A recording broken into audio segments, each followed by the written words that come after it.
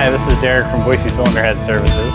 Today we're continuing on with our single overhead cam Subaru build. We are going to be cutting the seats today on our Rottler Ej25. What we've done before this was pulled the heads apart, ground the valves, went through, checked the guides, cleaned them up, and glass beaded them. And then we installed new guides into the exhaust side because there's a pretty common slip guide issue with these heads. And now we've got them over to the Rottler Ej25, which we're going to mount it in there and cut it as the next step of the rebuild. So we're going to get started here. Just got to mount this head into this Rottler Ej25 seat and guide machine. Clamp it in, level it out, and then we can size up the cutter and then cut the seats.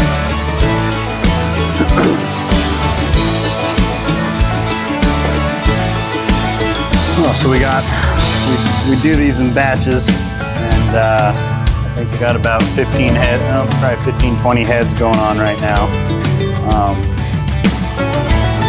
that we're going to be rebuilding, and this seat and guide machine makes it way efficient for us to cut all these exhaust seats and intake seats one right after another.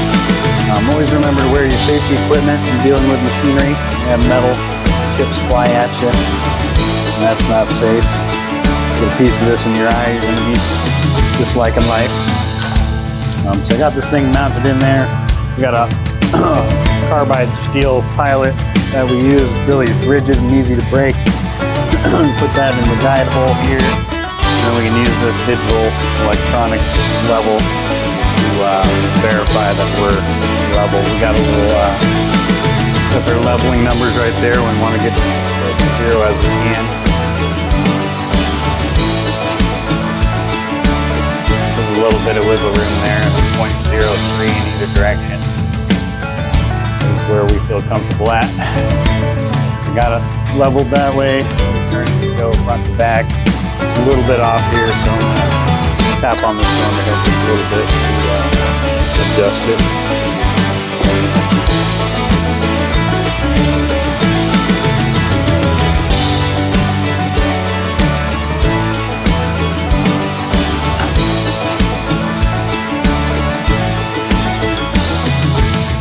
Alright, we got it set that way. I'm going to check this way again just to make sure it didn't adjust out too far. Looking pretty good. And then we got to verify our machine is also level. Those look like it's off just a whisker.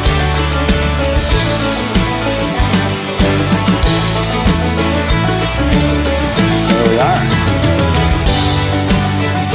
Alright, now that that's all locked in and tight, we got to set our cutter up for the exhaust valve here. So I put it in our little fixture here. That'll pinpoint where we want that seat, valve to seat contact. I just use that needle point right there to touch the valve where we want it. And then once that's set, I think that's going to be pretty sweet there. And once we get that where we want it, take this valve out, put our pilot in, and then we can set our cutter up. We got about a 7-angle cutter here that's going to cut our seat profile on it. It's kind of rounded at the bottom there, and then we got our 30, our 45, and our 60, which is the standard angles, and then all this rounded is extra for airflow. And we just love this cutter. It gives us a nice finish, perfect for continuing on with a port and polish job on certain heads. Anyway, so I'll put this on our fixture here, and we'll just drop that little needle right at the top of the 45. There.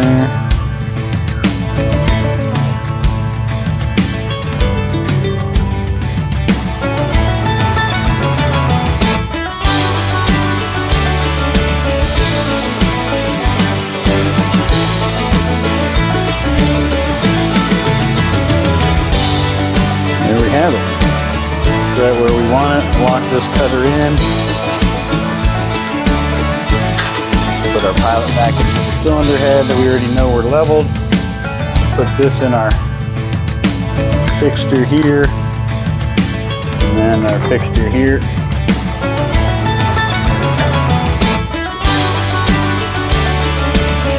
snaps into place. Everything's tight.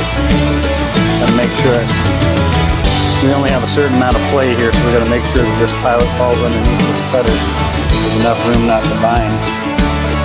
That should do it. Make sure everything's tight, locked down, safety glasses are on. I go down and touch the seat just a little bit and set our little dial gauge up here so we can tell how much we're going to be cutting off the cylinder or off the seat. Got it right on 0. Our touch is down, so I'm going to raise it up a little above that. Break our cutter, adjust our speeds, and here we go. Cutter first seat.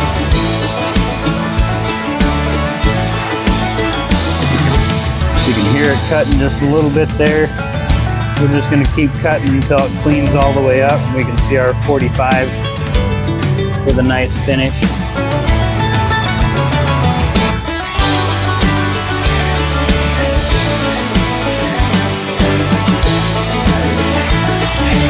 I like to go till we see a little bit of 30-degree angle there, so we know we got our full width of the 45. I believe we do. We can slide this aside, pull up our pilot, get all that metal shavings off of it, and then double check our valve contact. We're going to blow off a little bit of debris here and put a little dab of ink on here, and then drop that valve in there and we'll spin it around. That'll show us our seat contact, valve seat contact. That around. You can see on the valve that little shade of red is our valve seat contact. We got a little bit of 30 on the top there. That's going to be pretty sweet. It's not going to change our stem height very much. So we're going to run through the other 3 here, finish cutting this, and then we're going to switch to the intake valve seats and cut those. We'll have to set our cutter up for the intake valve, and we'll re-level it to the intake side. And then just do the same thing we're doing now on the other side.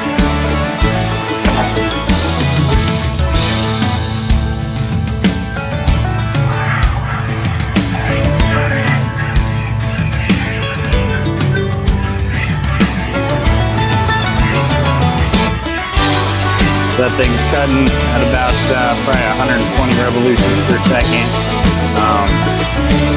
And that leaves us with a pretty nice finish. And cuts through the metal pretty quickly. And we just swap this pilot over. These little metal shavings here can get in your hands, cause a nasty sliver.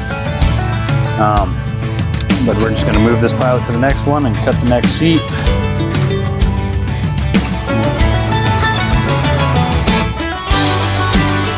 So there we go. Sometimes those metal shavings will jam up on the pilot. That's what happened here. We'll have to pop that out.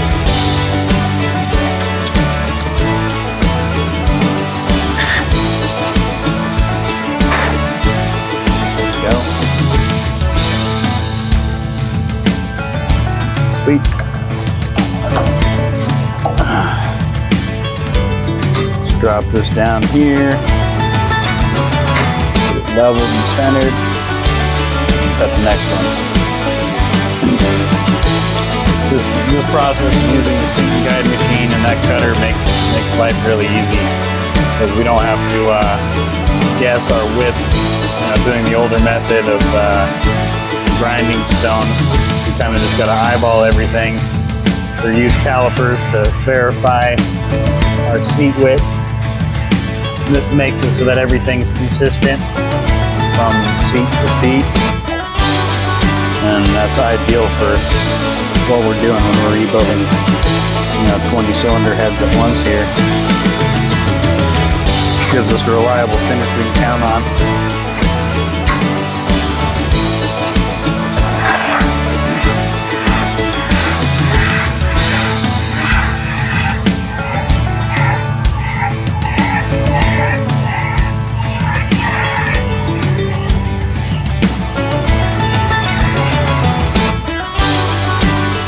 That's our last exhaust seat. Now we can move over to the intake side.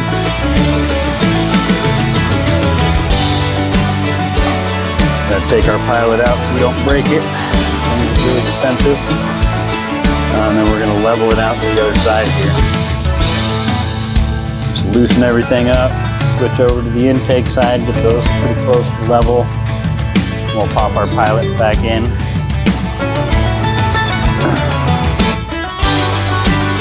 We'll level this side up like we did the exhaust side. The intake seats take a little less wear, so they can cut out a little bit quicker and easier than the exhaust side did. They see a lot less heat with all that cool air blowing by them. Let's see. Setting this one on 0 like we had the exhaust side. Checking this front to back here. It looks pretty sweet. We just gotta set up our cutter. Just want to get that little needle right there on the exhaust intake valve.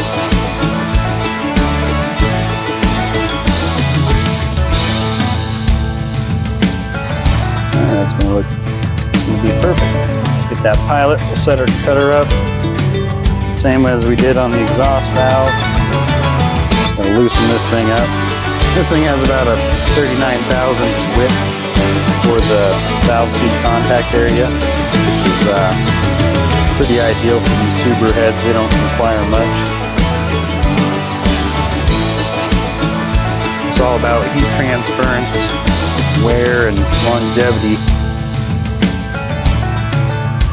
You know, depending on where we set these seat contact areas will affect the flow and the heat transference, and thus affecting how long this thing is gonna run. Tighten that down, and then we're gonna cut it.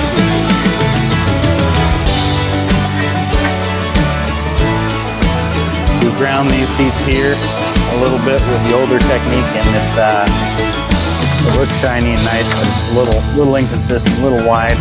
So we're gonna go in with this cutter and make them all even.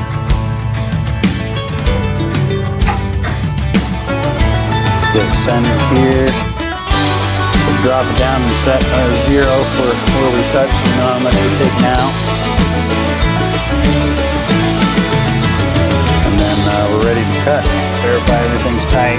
Take glasses on. I'm going to lower the speed a little bit because the wider the valve, the faster the cut goes, and we don't want to wear down our cutters. And then just same thing here. We want to watch the 45 get cut into it. And then the 30 to verify we have the full length of our seat contact area.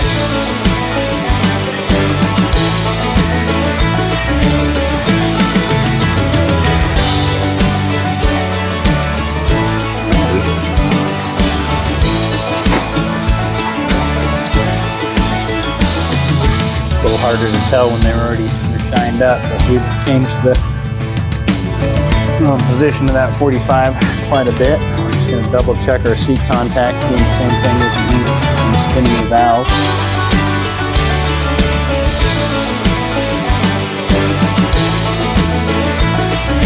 A little lower on the intake valve than the exhaust. That'll give it a little more longevity on the seat and the valve contact. But then now that we got that one, we're just going to move along and do the other 3.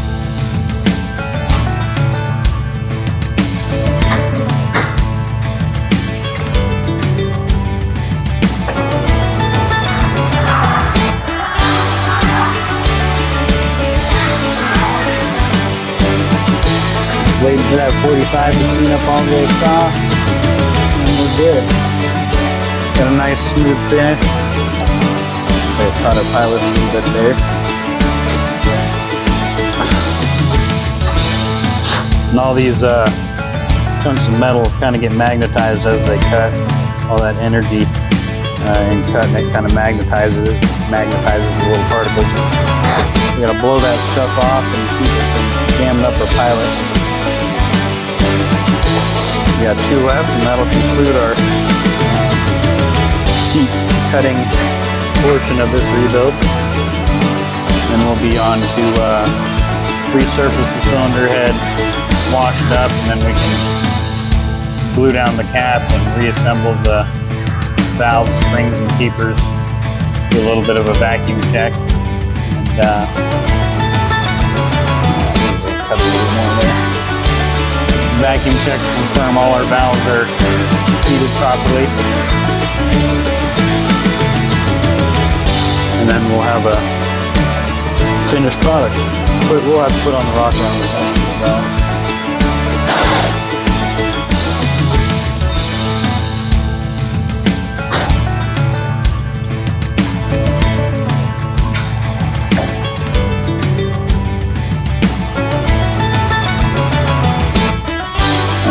This is our final seat.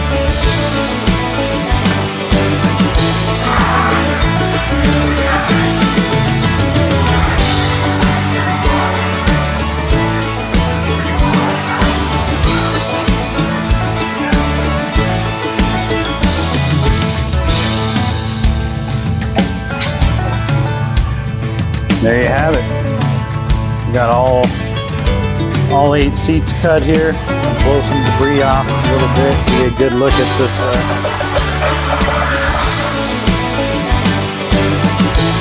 finished product here as far as the seat grind is going. But yeah, that's our video for today. I hope you enjoyed it. Remember to like and subscribe and hit that bell notification button to get all our notifications on all our videos. Thanks for watching, and remember, it's all in your head.